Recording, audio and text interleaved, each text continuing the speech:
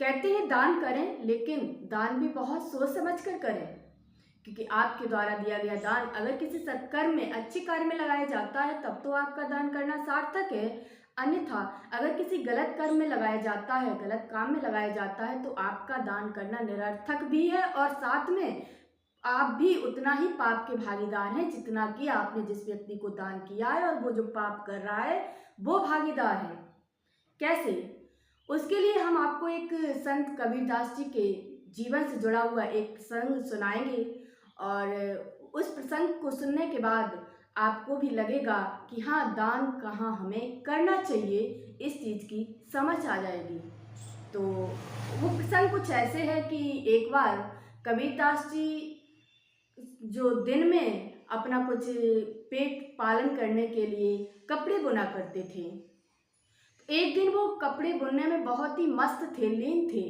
तभी उनके पास एक भिखारी आता है। जब वो भिखारी को देखते हैं तो उनको बड़ी दया आती है और वो उसको ठंडा पानी पिलाते हैं। जब पानी पिलाते हैं तो भिखारी उनसे भोजन की याचना करता है, कहता है मैं कई दिनों से भूखा हूँ, मुझे आप कुछ खिला दीजिए। अब कबीरदास जी के पास तो कुछ होता नहीं है घर में, तो वो कहते हैं उस भिखारी से कि देख भाई, मेरे पास मेरे घर में कुछ खाने के लिए तो है नहीं, तो तुम एक काम करो, मेरा एक ये ऊन का गोला ले जाओ और उस गोले को बेच करके तुम अपने लिए भोजन की व्यवस्था कर लेना। तो भिखारी कहता है ठीक है।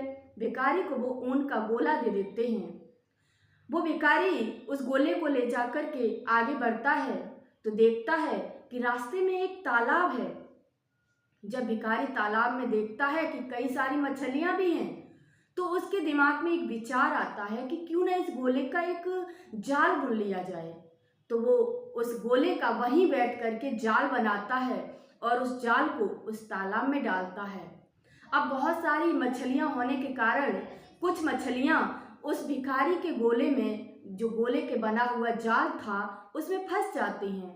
जब मछलियां फंस जाती हैं तो वो भिखारी शाम को जाकर के उन मछलियों को बेचता है तो वो बहुत सारे पैसे कमा लेता है उस दिन। फिर वो क्या करता है कि निरंतर जाकर के उस जाल में वो मछलियां फंसाने लगा। वो जाल कौन सा था? ऊन का, जो कबीरदास जी ने दिया था। अब वो निरंतर वो मछलियों को लाता, बेचता, धीरे धीरे करके वो बहुत बड़ा बन गया। जब अमीर व्यक्ति बन गया तो उसको फिर से कबीरदास जी की बात याद आई, तो वो उनके पास गया। अब उन्होंने तो उस गोले को बेच करके उसको कहा था कि भोजन की व्यवस्था कर लेना, लेकिन उसने क्या किया? उसने कई सारी मछलियों की जान लेनी शुरू कर दी, क्योंकि खरीदता बेचता ये उसने धंधा बना लिया अपना।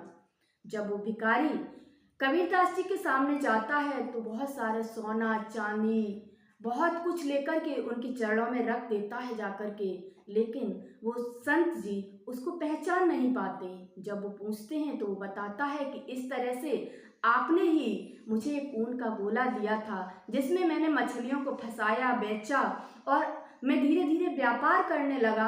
आज मैं बहुत बड़ा व्यापारी, एक अमीर व्यक्ति बन गया हूँ, जो कि आप ही की देन है प्रभु।